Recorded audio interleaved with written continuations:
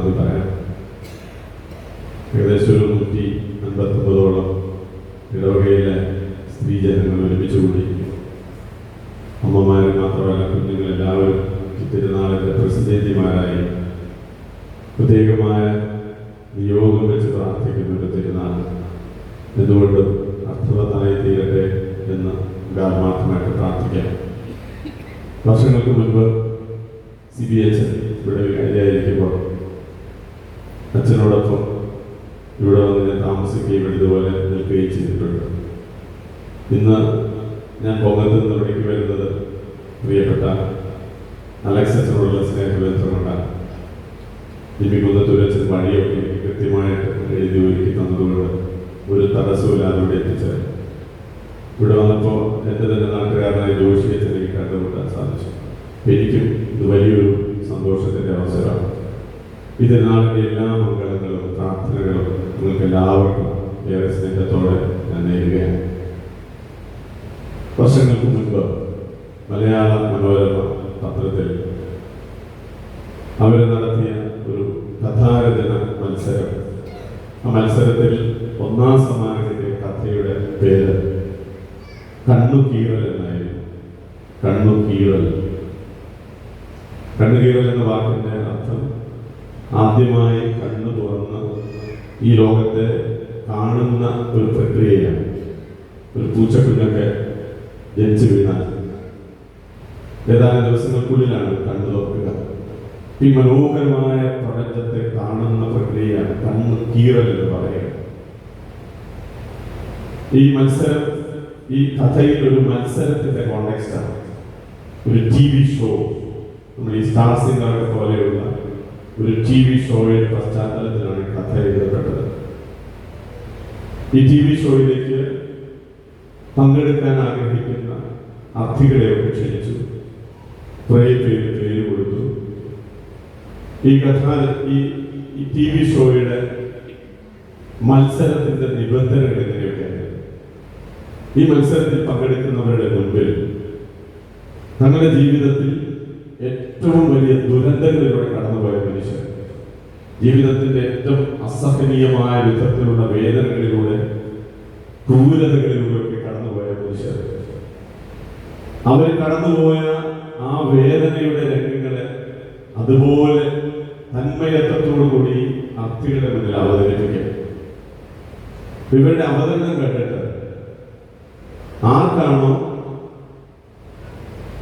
കണ്ണി വെക്കാതെ, കണ്ണുനീര് വീഴ്ത്താതെ, മുഖത്തൊരു ഭാവഭേദമില്ലാതെ ഇത് കണ്ടു നിൽക്കാനാവുക, അവരാണ് വിജയിയായി തീരുക. അപ്പൊ മത്സരത്തിന്റെ വ്യത്യസ്തമായ എപ്പിസോഡുകളിൽ കടന്നുപോകും. അവര് ജീവിതത്തിൽ തകർന്നുപോയ മനുഷ്യർ, ജീവിതത്തിൽ വ്യത്യസ്തമായ ദുരന്തങ്ങളിൽപ്പെട്ട് എല്ലാം നഷ്ടപ്പെട്ട മനുഷ്യർ, അവരുടെ കണ്ണുനീരിന്റെ കഥകൾ ഈ മത്സരാർത്ഥികളുടെ മുന്നിൽ ഇങ്ങനെ അവതരിപ്പിക്കും. കുറേ പേരൊക്കെ പരാജയപ്പെട്ട് പിന്മാറി അവസാനം വിജയിയായി തീർന്ന ഒരു പെൺകുട്ടി അവരുടെ മുന്നിൽ ജീവിതത്തിന്റെ ഏറ്റവും വലിയ തകർച്ചയുടെ നിമിഷങ്ങളെ അതേ തന്മയത്വത്തോടുകൂടി അവതരിപ്പിച്ചപ്പോൾ വളരെ നിഷ്ക്രിയമായി കല്ലുപോലെ ഇരുന്ന് ഒരു ഭാവഭേദവുമില്ലാതെ, കണ്ണ് ചിമാതെ, കണ്ണിലൊരു തുള്ളി കണ്ണുനീര് വരാതെ ഒരു പെൺകുട്ടി ഇങ്ങനെ കണ്ടിരിക്കുകയാണ്. അവൾക്ക് വലിയ വലിയ സമ്മാനങ്ങൾ കിട്ടി. പത്രത്തിൽ അവരുടെ പേരൊക്കെ അച്ചടിച്ചു വന്നു. കല്ലുകൊണ്ടുണ്ടാക്കിയ ഹൃദയമുള്ളവർ, ആർക്കും കരയിപ്പിക്കാൻ കഴിയാത്തവർ, ആർക്കും ചലിപ്പിക്കാൻ കഴിയാത്തവർ, വലിയ വലിയ പേരുകളും ടൈറ്റിലുകളൊക്കെ അവരുടെ പേരിൽ ഇറങ്ങി. ഒത്തിരിയേറെ സമ്മാനങ്ങളൊക്കെ കിട്ടി, ട്രോഫികൾ കിട്ടി, സാക്ഷ്യപത്രങ്ങൾ കിട്ടി, ഒരു വലിയ ഫ്ലാറ്റ് സമ്മാനമായി കിട്ടി. ഈ സമ്മാന തുകകളും അതിന്റെ സർട്ടിഫിക്കറ്റുകളും സാക്ഷ്യപത്രങ്ങളും ഒക്കെ ആയി ഇവിടെ അവരുടെ വീട്ടിലേക്ക് മടങ്ങി പോവുകയാണ്. മത്സരത്തിന് ശേഷം ഒരു ഗ്രാമത്തിൽ നിന്ന് വന്ന ഒരു പെൺകുട്ടിയാണ്, ഒരു ഗ്രാമീണ അന്തരീക്ഷത്തിൽ നിന്ന് വന്ന പെൺകുട്ടി. അവൾക്ക് ലഭിച്ച പരിശീലനത്തിലൂടെ, ഏതാനും നാളുകൾ അവൾക്ക് കിട്ടിയ ശിക്ഷണത്തിലൂടെ, ഇൻസ്ട്രക്ഷൻസിലൂടെയാണ് ഇത്തരത്തിൽ അവൾ പരുവപ്പെട്ടത്. ഇവിടെ നിന്ന് തിരിച്ച് വീട്ടിലേക്ക് പോകുക. ഇവിടെ വീട്ടിലേക്ക് തിരികെ പോകുന്നത് ഒരു ഉൾനാടൻ ഗ്രാമത്തിന്റെ വഴിയിലൂടെയാണ്. ഈ ഉൾനാടൻ ഗ്രാമത്തിന്റെ വഴിയിലൂടെ ഇങ്ങനെയോട് നടന്നു പോകുമ്പോ തൊട്ട് സമീപത്തായി ഒരു പെൺകുട്ടി നിലവിളിക്കുക. കുറെ പേര് ചേർന്ന് കഥയുടെ ഭാഷയിൽ ഇവിടെ പീഡിപ്പിക്കുക. ഈ പീഡനത്തിന്റെ ആധിക്യം ശ്രമിക്കാതെ അതിൽ രക്ഷപ്പെടാൻ വേണ്ടിയിട്ട് അവൾ ആർത്ത് നിലവിളിക്കുന്നത്, ഒരു കൈ സഹായത്തിന് വേണ്ടിയിട്ടുള്ള നിലവിളിക്കുക. തൊട്ടടുത്ത വഴിയിലൂടെ ഈ പെൺകുട്ടി ഇങ്ങനെ കടന്നു പോകുക. തന്റെ മുന്നിൽ ഈ നിലവിളി ആർത്തട്ടഹസിക്കുന്ന വിധത്തിൽ തന്റെ ജീവിതത്തിൽ ഒരു കൈ സഹായത്തിന് വേണ്ടി കേഴുന്ന ഈ നിലവിളിയുടെ സ്വരമുയരുമ്പോൾ ഇതൊന്നും തന്നെ സ്പർശിക്കാത്ത വിധത്തിൽ ഈ ഗ്രാമത്തിൽ നിന്ന് വന്ന കല്ലുകൊണ്ടുണ്ടാക്കിയവളെന്ന് ഖ്യാതി നേടിയ പെൺകുട്ടി ഒരു വശത്തുകൂടെ തന്റെ വഴിക്ക് പോവുക. കഥ അവിടെ അവസാനിച്ചു. കല്ലുകൊണ്ടുണ്ടാക്കിയ ഒരു പെൺകുട്ടി ജീവിതത്തിൽ ആരോടും കടപ്പാടില്ലാത്തവളായി, ആരുടെയും കണ്ണുനീരിന് ഉത്തരം കൊടുക്കാൻ കഴിയാത്തവളായി, ചുറ്റുപാട് എന്ത് സംഭവിച്ചാലും ഇതൊന്നും എന്നെ സ്പർശിക്കില്ല എന്ന ജീവിതത്തിന്റെ ഭാവം വളർത്തിയ ഒരു പെൺകുട്ടിയാണ് കടന്നു പോകുന്നത്. നമ്മൾ ഇന്ന് പരിശുദ്ധ അമ്മയെ ഓർക്കുകയാണ്. ഓരോ ദിവസവും ഈ ദൈവാലയത്തിലേക്ക് കടന്നു വന്ന് ഈ ദൈവാലയത്തിന്റെ മുന്നിൽ മുട്ടുകുത്തി നമ്മൾ പ്രാർത്ഥിക്കുന്നത് പരിശുദ്ധ അമ്മയോടാണ്. അമലോത്ഭയായ പരിശുദ്ധ അമ്മയുടെ കാപ്പയുടെ കീഴിൽ നമ്മളെ സംരക്ഷിക്കണമേ എന്ന് നമ്മൾ പ്രാർത്ഥിക്കും. ഈ അമ്മയുടെ വിശുദ്ധിയിലേക്ക് നമ്മളെ വളർത്തണമേ എന്ന് പ്രാർത്ഥിക്കും. ഈ അമ്മ ഈശോയെ പരിപാലിച്ചതുപോലെ, ഈശോയ്ക്ക് ശിക്ഷണം നൽകി ഈശോയെ വളർത്തിയതുപോലെ നമ്മുടെ കുഞ്ഞുമക്കളെ വളർത്തണമേ എന്ന് നമ്മൾ അനുദിനം പ്രാർത്ഥിക്കുന്നവരാണ്. ഈ അമ്മ നൽകുന്ന ചിത്രം നമുക്കറിയാം. തന്റെ മകനെ കുരിശുമരണത്തോളം വിട്ടുകൊടുക്കാൻ തയ്യാറാകുന്ന, തന്റെ ജീവിതത്തിലുടനീളം സഹനത്തിന്റെ വഴികളിലൂടെ കടന്നു പോകുമ്പോഴും അവിടെ ദൈവത്തിന്റെ കരം ദർശിക്കാൻ കഴിയുന്ന ഒരമ്മയെയാണ് നമ്മൾ സ്നേഹിക്കുന്നതും ബഹുമാനിക്കുന്നതും. പഴയ നിയമത്തിൽ മറ്റൊരമ്മയെ നമ്മൾ കണ്ടിട്ടുണ്ട്. യാക്കോബിന്റെ ഭാര്യയായ റബേക്ക പഴയ നിയമത്തിലൊരു അമ്മയാണ്. യാക്കോബിന് ഭാര്യയെ തേടുന്നത് ഒത്തിരിയേറെ അന്വേഷണത്തിന്റെ പുറത്താണ്. തന്റെ കുടുംബത്തിന് ചേരുന്ന ഒരുവളെ യാക്കോബിന് ഭാര്യയായി എത്തിക്കാൻ വേണ്ടിയിട്ട് അന്വേഷണമൊക്കെ നടത്തിയിട്ടാണ് ഇസഹാക്ക് റബേക്കയെ കണ്ടെത്തുന്നത്. ഒരു ദിവസം അന്ധനായ യാക്കോബ് രണ്ട് മക്കളിൽ ഒരുവനായ ഏസാവിനെ വിളിച്ചു. ഏസാവിനോട് പറഞ്ഞു, നീ നല്ല നായാട്ടുകാരനാണ്, നീ നായാട്ട് നടത്തി നല്ലൊരു മൃഗത്തെ കൊന്ന് അതിന്റെ ഇറച്ചി കറിയാക്കി എനിക്ക് കൊണ്ടുവന്നു തരണം. എനിക്ക് നന്നായിട്ട് കറി വയ്ക്കാൻ അറിയാം, നല്ല മൃഗങ്ങളെ വേട്ടയാടി പിടിക്കാൻ അറിയാമെന്ന് എനിക്ക് വളരെ വ്യക്തമായിട്ട് അറിയാം. നീ കൊണ്ടുവരണം. ഈ ഇറച്ചി കൊണ്ടുവരുമ്പോൾ ഈ ഇറച്ചി കറി കൂട്ടിയിട്ട് വേണം നിന്നെ എനിക്ക് അനുഗ്രഹിക്കാൻ. ഇസഹാക്ക് ഇങ്ങനെയൊക്കെ പറഞ്ഞ് തന്റെ മകനെ വിടുക. ഈ സമയത്ത് അമ്മയായ റബേക്ക, രണ്ട് മക്കളുടെ അമ്മയായ റബേക്ക തന്റെ മൂത്ത മകനെ വിളിച്ച് അപ്പൻ ഇതുപോലെ അനുഗ്രഹങ്ങൾ നൽകാൻ വേണ്ടിയിട്ടുള്ള തയ്യാറെടുപ്പ് നടത്തുമ്പോ അപ്പൻ തന്റെ മകനോട് പറയുന്ന വാർത്തകളൊക്കെ രഹസ്യമായി കേട്ടിട്ട് ഇവിടെ ഇളയ മകനെ വിളിക്കും. ഇളയ മകൻ യാക്കോബിനെ വിളിച്ചിട്ട് പറയും, ദേ അപ്പൻ ഏസാവിനെ അനുഗ്രഹിക്കാൻ പോവാ. ഏസാവിന് അനുഗ്രഹങ്ങൾ കിട്ടാൻ ഏസാവിനോട് അപ്പൻ പറഞ്ഞിട്ടുള്ളത്, നീ നായാടി പിടിക്കുന്ന മൃഗത്തിന്റെ ഇറച്ചി കറിയാക്കി കൊണ്ടുവരണമെന്നാണ്. എന്നിട്ട് അമ്മ പറയും, അനുഗ്രഹം കിട്ടേണ്ടത് ഏസാവിനല്ല, നിനക്കാണ്. നിനക്ക് അനുഗ്രഹം കിട്ടണമെങ്കിൽ ഞാൻ പറയുന്ന വഴി നീ ചെയ്യണം. എന്നിട്ട് പറയുന്ന, നീ വളർത്തുന്ന ആടുകളിൽ ഒന്നിനെ കൊന്ന് അതിന്റെ മാംസം നീ കൊണ്ടുവരിക, നിനക്ക് വേണ്ടി ഞാൻ അത് കറിയാക്കി മാറ്റാം. യാക്കോബിന് പേടിയാവും. യാക്കോബ് പറയും, അപ്പൻ തിരിച്ചറിഞ്ഞ പ്രശ്നമാണ്, അനുഗ്രഹത്തിന് വളരെ ശാപമായി മാറും. ചേട്ടന്റെ ശരീരം മുഴുവൻ രോമാവൃതമാണ്, എന്റെ ശരീരം അങ്ങനെയല്ല. യാക്കോബ് ഒത്തിരി തൊടുന്യായങ്ങളൊക്കെ പറയുന്നുണ്ട്. അനുഗ്രഹങ്ങൾ ചേട്ടന് കിട്ടിയാലും കുഴപ്പമില്ല എന്ന മട്ടിൽ യാക്കോബ് ഇതൊക്കെ പറയുമ്പോൾ ഈ അമ്മ സമ്മതിക്കുന്നില്ല. അമ്മ പറയും, ഞാൻ പറയുന്നത് നീ ചെയ്യണം. യാക്കോബ് അമ്മയെ അനുസരിച്ചിട്ട് ആടിനെ കൊന്ന് ഇറച്ചിയൊക്കെ ആയിട്ട് വരും. അമ്മയത് നല്ല കറിയാക്കും. തന്റെ മകൻ യാക്കോബിന് നല്ല രോമ വസ്ത്രങ്ങളൊക്കെ നൽകി ഏസാവിന്റെ ശരീരത്തിന് സമാനമാക്കി മാറ്റും. ഒരിക്കലും യാക്കോബിനെ തിരിച്ചറിയാത്ത വിധത്തിൽ ഏസാവ് എന്ന വ്യാജേന ഇസഹാക്കിന്റെ അടുത്തേക്ക് വിടുക. അന്ധനായ ഇസഹാക്ക് യാക്കോബ് കൊണ്ട് ചെല്ലുന്ന ഇറച്ചി വാങ്ങിയിട്ട് അത് ഏസാവാണെന്ന് തെറ്റിദ്ധരിച്ച് യാക്കോബിന് അനുഗ്രഹങ്ങൾ കൊടുക്കുക. അതിനുശേഷം ഏസാവ് അപ്പനെ തേടി പോകുന്ന ചിത്രമൊക്കെ വളരെ സുന്ദരമായിട്ട് വിവരിക്കുന്നുണ്ട്. ഇതൊരമ്മയാണ്. തന്റെ രണ്ടു മക്കളിൽ ഒരുവനെ കൂടുതൽ പീഡിപ്പിക്കുന്ന ഒരമ്മ, തന്റെ മക്കളിൽ ഇളയവന് കൂടുതൽ അനുഗ്രഹങ്ങൾ കിട്ടണമെന്ന് ആഗ്രഹിക്കുന്ന ഒരമ്മ. ഈ ഒരമ്മ പഴയ നിയമത്തിലെ ഒരമ്മയായി നിലകൊള്ളുമ്പോഴാണ് പരിശുദ്ധ അമ്മയെ നമ്മൾ കാണുക. പരിശുദ്ധ അമ്മ തന്റെ മകനെ പരിപാലിച്ച് വളർത്തിയത് ദൈവത്തിന്റെ ഹിതത്തിനനുസരിച്ച് കുരിശിന്റെ വഴിയിലൂടെ അവൻ കടന്നു പോകുമ്പോഴെല്ലാം ഈ മകന്റെ സഹനത്തിന്റെ വഴികളിൽ അവന് കൂട്ടുനിന്ന ഒരു അമ്മയാണ്. ദൈവത്തിന്റെ ഹിതം എന്താണെന്ന് തിരിച്ചറിയുന്നിടത്ത് ഒരിക്കലും തടസ്സമായി നിലകൊള്ളാതെ കുരിശോളം ഈ മകനെ അനുധാവനം ചെയ്യുന്ന ഒരമ്മ.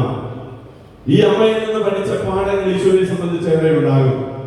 തന്റെ ജീവിതത്തിൽ എല്ലാം വിട്ടു നൽകാനുള്ള ഈ അമ്മയുടെ മനസ്സ് ഈശോയെ ഒത്തിരിയേറെ സ്വാധീനിച്ചിട്ടുണ്ടാകും. താനായ അത്ഭുത വേളയിലും കുരിശിൻ ചുവട്ടിലൊക്കെ ഈ അമ്മയുടെ സ്വാധീനം ഈശോയുടെ ജീവിതത്തിൽ ഒത്തിരിയേറെ നമ്മൾ കാണുന്നുണ്ട്. പ്രിയപ്പെട്ടവരെ, ഇന്നത്തെ ഈ കാലഘട്ടത്തിന്റെ മുന്നിൽ മാതാപിതാക്കൾ എന്ന നിലയിൽ ഈ മക്കളുടെ മുന്നിൽ ഈശോയ്ക്ക് ചേർന്ന ദൈവത്തിന് ചേർന്ന ഒരു ശിക്ഷണത്തിന്റെ വില കൊടുക്കാൻ നമുക്ക് സാധിക്കുമ്പോഴാണ് ഈ തലമുറയെ നമ്മോട് ചേർത്ത് പിടിക്കാൻ കഴിയുക. പണ്ടൊക്കെ നമ്മുടെ ഇടവകളുടെ സംസ്കാരത്തിൽ കുഞ്ഞുമക്കൾ തെറ്റു ചെയ്യുമ്പോൾ, കുഞ്ഞുമക്കളുടെ ജീവിതത്തിൽ വീഴ്ചകൾ ഉണ്ടാകുമ്പോൾ അവിടെ കാരണന്മാർ ഇടപെടും. കാരണന്മാർ പറയും, മോനെ അത് ചെയ്യരുതെന്ന് പറയാനുള്ള തന്റെ ഇടം നമുക്കുണ്ടായിരുന്നു. കുട്ടികൾ ഇളം തലമുറയുടെ തിന്മയുടെ വഴികളുടെ മുന്നിൽ ധീരമായ സാക്ഷ്യത്തോടുകൂടി അവർക്ക് മുന്നിൽ നിൽക്കുന്ന കാരണന്മാർ ഇടവക സമൂഹത്തിന്റെ ബലമായിരുന്നു. ഇന്ന് കാലം മാറുകയാണ്. കുട്ടികളോട് അരുതെന്ന് പറയാൻ നമ്മൾ ഭയപ്പെടുന്ന ഒരു കാലം. ഈ കുഞ്ഞുങ്ങളോട് അരുതെന്ന് പറഞ്ഞാൽ നാളെ എന്ത് സംഭവിക്കുമെന്ന് നമ്മൾ ചിന്തിക്കുന്ന ഒരു ഭയപ്പാടിന്റെ ലോകമുണ്ട്. ഞാനൊരു കോളേജിൽ നിന്ന് വരുന്നത് നിങ്ങൾക്കറിയാം. കോളേജിൽ പോലും ടീച്ചേഴ്സൊക്കെ പേടിച്ച് മാറി നിൽക്കുകയാണ്. ഈ കുട്ടികളെ നമ്മൾ തിരുത്തിയാൽ നാളെ ഏത് രൂപത്തിലാണ് വാർത്തകൾ പ്രത്യക്ഷപ്പെടുക, ഏത് രൂപത്തിലാണ് ഈ കുട്ടികളെ കാണാൻ കഴിയുക എന്നുള്ള ഭയപ്പാടിന്റെ ഒരു ലോകത്ത് ഈ കുഞ്ഞുമക്കളെ ചേർത്ത് പിടിച്ചില്ലെങ്കിൽ അവർ കടന്നു പോകുന്ന തിന്മയുടെ വഴികളെ ആസ്വദിക്കുന്നതും ബിസിനസ് താല്പര്യങ്ങളുടെ പേരിൽ അവരെ മുതലാക്കുന്നതുമായ ഒരു തലമുറയുടെ മുന്നിലാണ് നമ്മൾ ഇന്ന് ജീവിക്കുന്നത്. അവിടെ യഥാർത്ഥമായ ശിക്ഷണത്തിന്റെ വഴി പകർന്നു കൊടുക്കാൻ, അമ്മയുടെ വഴി പകർന്നു കൊടുക്കാൻ, ദൈവത്തിന്റെ വഴി പകർന്നു കൊടുക്കാൻ പ്രിയപ്പെട്ടവരെ നമ്മുടെ മുന്നിലുള്ള ജീവിതത്തിൽ ഉത്തരവാദിത്വം വളരെ വലുതാണ്. വിശുദ്ധനെ അഗസ്തീനോസിനെ കുറിച്ച് നമ്മൾ കേട്ടിട്ടുണ്ട്. അഗസ്തീനോസിനെ കുറിച്ച് നമ്മൾ വായിച്ചിട്ടുണ്ടാകും. അഗസ്തീനോസിന്റെ വളരെ ഏറ്റവും അറിയപ്പെടുന്ന അദ്ദേഹത്തിന്റെ ആത്മകഥ ദ കൺഫെഷൻസ്, കുമ്പസാരം എന്ന് പറയുന്ന പുസ്തകം. അദ്ദേഹത്തിന്റെ ഒരു ഏറ്റുപറച്ചിൽ തന്റെ ജീവിതത്തിൽ താൻ ചെയ്തു പോയതും താൻ ആയിരുന്നതും ആയിത്തീരേണ്ടതുമായ ജീവിതത്തിന്റെ വ്യത്യസ്തമായ തലങ്ങളെ കുറിച്ച് ഏറ്റുപറയുന്ന വിശുദ്ധൻ തന്റെ സുഹൃത്തിനോട് പറയുന്നത് പോലെയാണ് ഈ ചാപ്റ്ററുകളൊക്കെ ഇതിൽ വിവരിച്ചിട്ടുള്ളത്. ഇതിന്റെ രണ്ടാമത്തെ അധ്യായത്തിൽ അഗസ്തീനോസ് തന്റെ ജീവിതത്തെ കുറിച്ച് പറയുന്നുണ്ട്. നമുക്കറിയാം, അഗസ്തീനോസ് തിന്മയുടെ വഴികളിലൂടെ സഞ്ചരിച്ചവനാണ്. തന്റെ യൗവനകാലത്ത്, ചെറുപ്പകാലഘട്ടത്ത് ഏതെല്ലാം തിന്മകളിലേക്ക് നമ്മളൊക്കെ എന്തുമാത്രം ഒരിക്കലും ജീവിതത്തിൽ സംഭവിക്കരുതെന്ന് കരുതുന്ന തിന്മകളുടെ വഴികളിലൂടെ കടന്നുപോയവനാണ്. തെറ്റായ വഴികളിൽ, തിന്മകളുടെ വഴികളിൽ, വ്യഭിചാരത്തിന്റെ വഴികളിലൂടെയൊക്കെ സഞ്ചരിച്ച മകൻ, ഒരു കുഞ്ഞിന് ജന്മം കൊടുക്കുക പോലും ചെയ്ത ഒരു മനുഷ്യൻ, തകർന്ന് തരിപ്പണമായ ജീവിതത്തിന്റെ അസ്തിത്വവാദത്തിന്റെ പ്രസ്ഥാനങ്ങളുടെ പിന്നാലെ പോയി ജീവിതം തകർത്തൊരു മനുഷ്യനാണ് പിന്നീട് തമ്പുരാന്റെ വഴിയിലേക്ക് കടന്നു വന്ന് ഹിപ്പോയിലെ മെത്രാനായി തീരുന്നത്. അദ്ദേഹത്തിന്റെ ഏറ്റുപറച്ചിലാണ്. അദ്ദേഹം പറയും, എന്റെ യൗവനകാലത്ത് ഞാൻ തിന്മയുടെ വഴികളിലൂടെ കടന്നുപോയവനാണ്. ഒത്തിരിയേറെ തിന്മകൾ ഞാൻ ചെയ്തിട്ടുണ്ട്. എന്നിട്ട് അദ്ദേഹം പറയുന്ന ഒരു തിന്മയുടെ ഒരു കാര്യമുണ്ട്. ഇദ്ദേഹം പറയും, ഞാൻ എന്റെ കൂട്ടുകാരോട് ഒരുമിച്ച് ഞങ്ങൾ രാവിലെ ഞങ്ങളുടെ സമീപത്തുള്ള ഒരു പറമ്പിൽ പിയർ മരങ്ങളിൽ കായകൾ പറിക്കാൻ പോകാറുണ്ട്. തിന്മയുടെ ഏതെല്ലാം സുഖം അനുഭവിക്കാൻ സാധിക്കുമോ അവിടെയൊക്കെ ഈ സുഖങ്ങൾ തേടി ഞാൻ പോയിട്ടുണ്ട്. അദ്ദേഹം പറയുന്നത് ഇപ്രകാരം തിന്മയുടെ വഴികളിലൂടെ ഞാൻ സഞ്ചരിച്ചപ്പോൾ, ഈ തിന്മ ചെയ്യാനായിട്ടുള്ള പ്രേരണകളുടെ പിന്നാലെ ഞാൻ പോയപ്പോൾ, ആരെങ്കിലും എന്നെ ഒന്ന് തിരുത്താനുണ്ടായിരുന്നെങ്കിൽ എന്റെ ജീവിതത്തിൽ ഇപ്രകാരം തിന്മയുടെ വഴികളിലൂടെ ഞാൻ സഞ്ചരിക്കില്ലായിരുന്നു. അദ്ദേഹം പറയും, തന്റെ ജീവിതത്തിൽ തിരുത്താമായിരുന്നിട്ടും ഇടപെടാൻ കഴിയുമായിരുന്നിട്ടും ഇടപെടാതെ പോയ രണ്ടു കൂട്ടരും, ഇടപെട്ട ഒരു വ്യക്തിയെ കുറിച്ചും അദ്ദേഹം പറയുന്നുണ്ട്. ഇടപെടാതെ പോയ രണ്ടുപേരിൽ ഒന്നാമത്തെ തന്റെ അപ്പനെ കുറിച്ചാണ് അദ്ദേഹം പറയുക. എന്റെ അപ്പൻ ഞാൻ ഇപ്രകാരം തിന്മയുടെ വഴികളിലൂടെ കടന്നു പോകുമ്പോൾ, ഒരു മകൻ എന്ന നിലയിൽ, ഒരു പൗരൻ എന്ന നിലയിൽ, ഒരു യുവാവ് എന്ന നിലയിൽ എന്നിൽ നിന്ന് സംഭവിക്കാൻ പാടില്ലാത്ത തിന്മകളുടെ വഴികളിലൂടെ ഞാൻ കടന്നു പോയപ്പോൾ എന്റെ അപ്പൻ ഒരിക്കലെങ്കിലും മകനെ അത് വേണ്ട എന്നോട് പറഞ്ഞിരുന്നെങ്കിൽ, നേരെ മറിച്ച് എന്റെ അപ്പൻ ഞാൻ തിന്മയുടെ വഴികളിലൂടെ കടന്നു പോയപ്പോൾ അതിനെ പ്രതി അഭിമാനിച്ചവനാണ്. തെറ്റായ ജീവിതത്തിലൂടെ ഒരു കുഞ്ഞിന് ഞാൻ ജന്മം കൊടുത്തപ്പോൾ പോലും അതുപോലും വലിയ കാര്യമായിട്ട് ഏറ്റുപറഞ്ഞവനാണ് എന്റെ അപ്പൻ. എന്റെ അപ്പൻ എന്റെ തിന്മകളെ കുറിച്ച്, ഞാൻ സഞ്ചരിച്ച തിന്മകളുടെ വഴികളെ കുറിച്ച് വളരെ അഭിമാനബോധത്തോടെ സംസാരിക്കുമായിരുന്നു. എന്റെ അപ്പൻ ഒരിക്കലെങ്കിലും മോനെ ഇത് വേണ്ട എന്നോട് പറഞ്ഞിരുന്നെങ്കിൽ. രണ്ടാമത്തെ ഗണമെന്ന് പറയുന്നത് എന്റെ സുഹൃത്തുക്കളെ കുറിച്ചാണ് അദ്ദേഹം പറയുക. എന്റെ സുഹൃത്തുക്കൾ, ഈ സുഹൃത്തുക്കൾ അദ്ദേഹം വിളിക്കുന്നത് കൂട്ടുപാപികൾ എന്നാണ്. എന്റെ സുഹൃത്തുക്കൾ, എനിക്ക് ഒത്തിരി സുഹൃത്തുക്കൾ ഉണ്ടായിരുന്നു. എന്റെ ഈ കൂട്ടുപാപികളായ സുഹൃത്തുക്കൾ, അദ്ദേഹം പറയും, ഞാൻ ആദ്യം പറഞ്ഞ പോലെ ഈ തൊട്ടടുത്തുള്ള ഒരു പറമ്പിൽ പിയർ മരങ്ങൾ നിൽക്കുന്നുണ്ട്. ഈ പിയർ മരങ്ങളിലെ പിയർ പറിച്ചു തിന്നുക എന്നുള്ളത് രസകരമായ കാര്യമാണ്. ആ പിയറിനകത്ത് രുചിയൊന്നുമില്ല. പക്ഷേ അന്യന്റെ മതിൽക്കെട്ടിനുള്ളിൽ ചാടിക്കടന്ന് അവരറിയാതെ പിയർ മരത്തിന്റെ കായ് പറിച്ചു തിന്നുക എന്നത് എന്റെ ആ പ്രായത്തിൽ എനിക്കൊരു വിനോദമായിരുന്നു.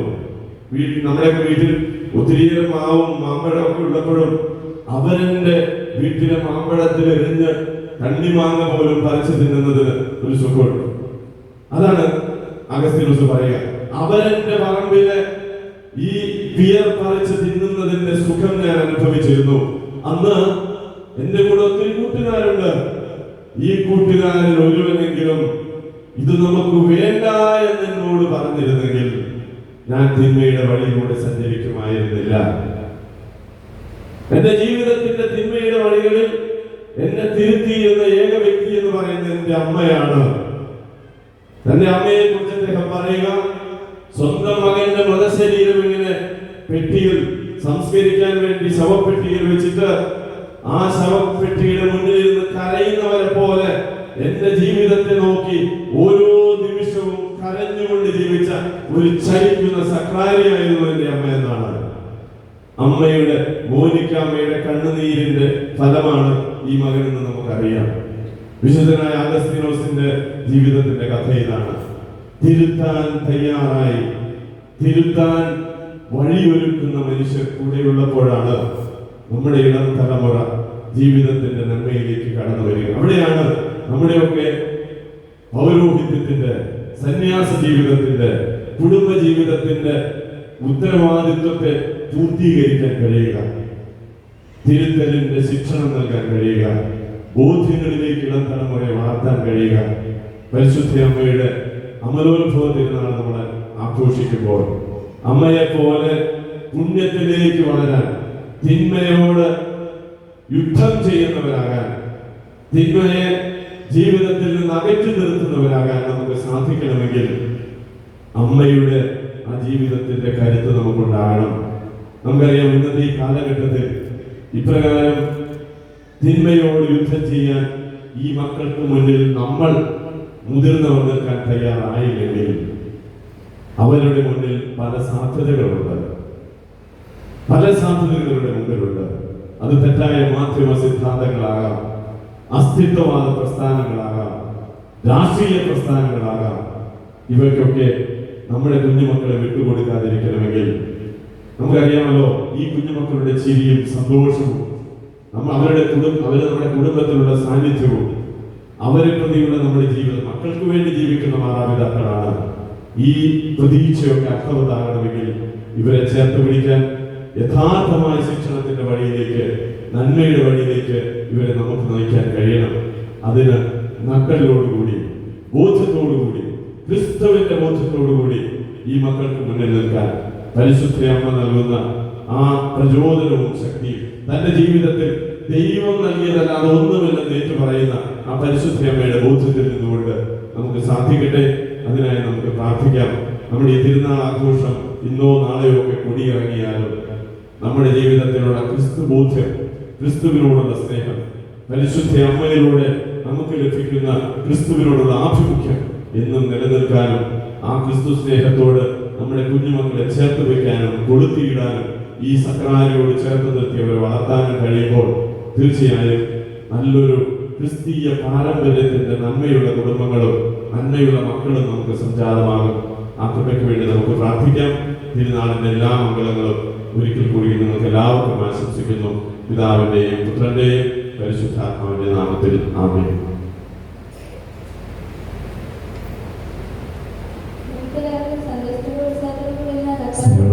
ഒരു വാക്ക് അച്ഛന് നന്ദി പറയുകയാണ്. അച്ഛൻ ഏകദേശം പൊങ്ങത്തിൽ നിന്ന് 2.25 മണിക്കൂർ യാത്ര ചെയ്താണ് ഇവിടെ വരിക. അച്ഛനാകുന്നു യൂറോപ്യൻ പള്ളിയിൽ തിരുനാളിന് കുർബാനയും പ്രസംഗവും നടന്നിരുന്നത്. അച്ഛന് കോളേജുമായി ബന്ധപ്പെട്ട് ഒരു പരിപാടി ആ സമയത്ത് ഓസ്ട്രേലിയയിലേക്ക് പോകേണ്ടി വന്നു. അതുകൊണ്ടാണ് അച്ഛന് അന്ന് വരാൻ പറ്റാതിരുന്നത്. അച്ഛനോട് ഞാൻ പറഞ്ഞു, അച്ഛ ഇവിടെ വരാൻ പറഞ്ഞു. അച്ഛൻ വളരെ സ്നേഹത്തോടെ ഏറ്റെടുക്കുകയായിരുന്നു. ഇന്ന ദിവസം അച്ഛന് ആകെ ഒരു ദിവസം ഒഴിവ് കിട്ടുകയാണെങ്കിൽ കൂടുതൽ കിട്ടുന്നത് ഞായറാഴ്ച മാത്രമാണ്. അച്ഛൻ ഇത്രയും യാത്ര ചെയ്ത് നമ്മോടൊപ്പമായിരിക്കുന്നു. പ്രസിദ്ധന്മാരുടെ പേരിലും അതോടൊപ്പം തന്നെ എല്ലാ ഇടവക ജനത്തിന്റെ പേരിലും അച്ഛൻ നന്ദി പറയുകയാണ്. ഞങ്ങളെല്ലാം ഒത്തിരി ആദരിക്കുകയും ബഹുമാനിക്കുകയും ചെയ്യുന്ന അച്ഛനാണ്. അച്ഛൻ അത്രത്തോളം രൂപതയ്ക്ക് വേണ്ടി അച്ഛനായിരിക്കുന്ന നൈപുണ്യ കോളേജിന് വേണ്ടി അതിലെ അനുബന്ധ കോളേജുകൾക്കും മറ്റും വേണ്ടി ഒത്തിരി പ്രവർത്തിക്കുന്നുണ്ട്. പല കോളേജുകളും അടയ്ക്കപ്പെട്ടു പോകുമ്പോൾ കാലഘട്ടത്തിനനുസരിച്ച് കോളേജിലെ കോഴ്സുകൾ മറ്റുമെല്ലാം അപ്ഡേറ്റ് ചെയ്ത് ഏറ്റവും ഭംഗിയായിട്ട് ഏകദേശം 4000 പേരെടുത്ത് പഠിക്കുന്ന ഒരു കോളേജായിട്ട് അതിനെ രൂപാന്തരപ്പെടുത്തി സാധിച്ചു. അച്ഛൻ അത്രത്തോളം പ്രവർത്തിക്കുന്നുണ്ട്. സ്നേഹത്തോടുകൂടി അച്ഛന് ഇന്ന് നമ്മളോടൊപ്പമായിരിക്കുന്നതിന് നന്ദി.